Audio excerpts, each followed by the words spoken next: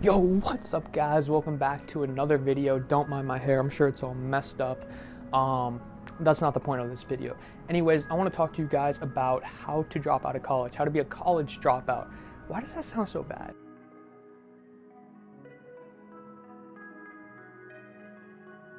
I'm going to go over basically 3 main steps, and excuse me if I keep looking down, I have like my notes right under the camera. So I'm going to give you 3 main steps on basically how to do it and how to manage, or we'll go over it. So here are the 3 main steps. 1, how to deal with pressure from your parents and your family when you're either dropping out, or you're thinking about dropping out, or you just did recently drop out.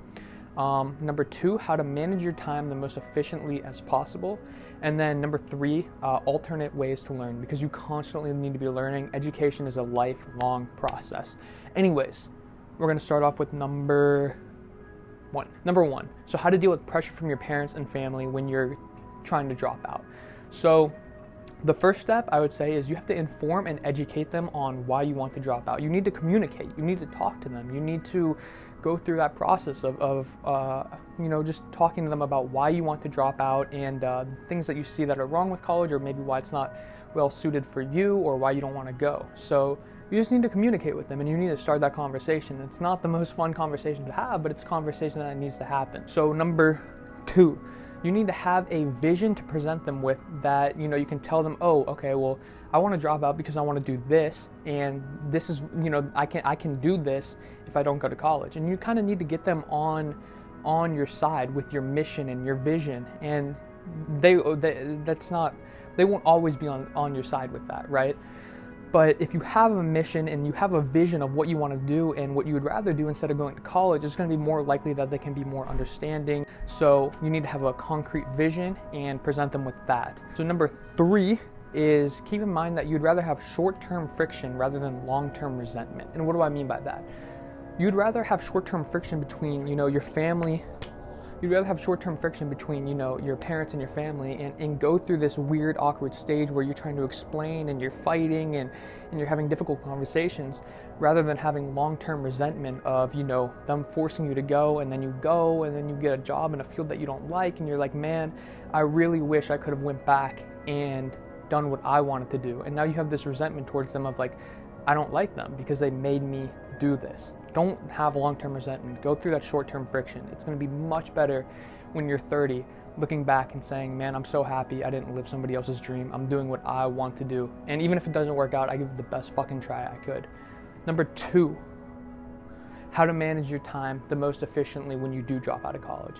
When you drop out, you're going to have so much more time, because I'm assuming your whole life you've went to some school and you've spent 6 to 8 hours there every single day, plus studying or whatever. I'm assuming you spent a lot of time in school throughout your life. So now when you're not going to school, you have so much more time. You have so much more flexibility. And that's a dangerous thing, but also that's an incredibly powerful thing. I'm going to show you how to manage your time most effectively, so you're not stagnating and you're not wasting your time. Tip number 1 on how to manage your time most effectively is create a morning routine. Get a morning routine down that you can stick to, and that will change your life. So for me, my morning routine is I wake up, and then usually I'll go get a glass of water, come back downstairs, I'll stretch for 15 minutes, I'll meditate for 15 minutes, and then sometimes, I'll write or journal for like 10 or 15 minutes, and then I go to the gym and I work out. And what does that do? Well, that starts my day off productive. If you look at, some of the most successful people in the world, they all say that morning routines are, the most important thing that you can incorporate into your daily life. So if you want to manage your time most effectively and get the most out of your day, when you have so much free time, you need to get a morning routine. I don't know what the fuck I just did. Okay, number 2, daily structure and goals. You need to have a structure to your day, because when you have so much time, it can get very easy to realize that you're not doing anything at all. So you need to have a structure, and you need to have goals that you want to accomplish for that day. So even if it's something as simple as just setting up a quick little 5 things that you want to get done that day, and then making sure you do get those 5 things done that day, that's huge. And then number 3, this one kind of doesn't correlate, but it kind of does. You need to have a chip on your shoulder. And why do you need to have a chip on your shoulder? Because you're the underdog. You're taking an underdog path. And if you want to be the underdog, you need to have a chip on your shoulder that keeps you productive, that keeps you motivated, right? The more motivated you are, the more productive you'll be.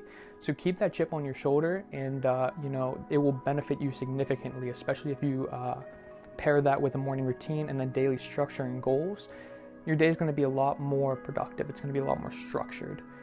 Drinking game, drink every time I say structured or goals, because I'm seeming to say it a lot. Number 3, alternative ways to learn. So you need to constantly be learning. Education is a lifelong process. I love that. So number 1 is you need to find YouTube channels of reputable people you can trust for what you're trying to learn. So whatever you want to do, you need to find somebody or a couple people who are doing that, who are reputable on YouTube, and they're doing it at a high level, and they're teaching you how to do it. You can find this for almost any single thing. There's tons of people out there putting out a ton of good content, but you need to be self-aware, and you can't listen to people who are fishy, or they seem scammy, or they seem deceptive, or you need to be self-aware of that. You just need to find good channels with people who are giving out really good content, right? Gary Vaynerchuk, Ty Lopez, Grant Cardone are 3 in the entrepreneurial space that are amazing. They put out incredible content. There's some of that Peter McKinnon, Sam Colder for the visual content creation space. There's so many. They put out amazing content that's going to help you learn and help you excel your game. So YouTube is a game changer. When you find reputable people who are putting out good content, you can learn an incredible amount from people at high levels who are already doing what you want to do. So number 2, online courses. And online courses are huge, because even if you have to pay $60 to $100, you're getting a lot from that online course, and you're learning a lot, and you're doing it on your own terms, and you're continuing to educate yourself, and you're doing it much cheaper than if you wanted to go to college. So find some online courses, maybe from those reputable people that you see or you're watching on YouTube, and use that to your advantage. Don't be scared to invest $50 in an online course, or don't be scared to invest $100. I'm talking so fast, because that return is going to be beneficial for you. So don't be scared to invest some money into courses, because they're impactful, and I think they're the future of learning. So number 3, read books, listen to books, incorporate books into your life. So I try to read a book a week. That doesn't always happen every week, but that's what I strive for. Listen to a book a week with Audible, not sponsored, clearly, but anyways, get some books in your life, and I would suggest nonfiction books, because you can learn from, look at nonfiction books in your area that you're trying to learn, read about them, listen to them, and it's cool if you want to switch it up with the fiction every once in a while, but the main purpose of this is learning, so you're going to want nonfiction books in your area, or just whatever interests you. Read some books, listen to some books on them, and learn from those, because those are great learning tools that you can do and learn for yourself. 4, podcasts. So podcasts are huge, because you can be doing other things while listening to podcasts. And the number 1 most amazing podcast I've ever listened to is The School of Greatness by Lewis Howes. It's on Spotify. It's on, I don't know what else it's on. It's on Spotify though.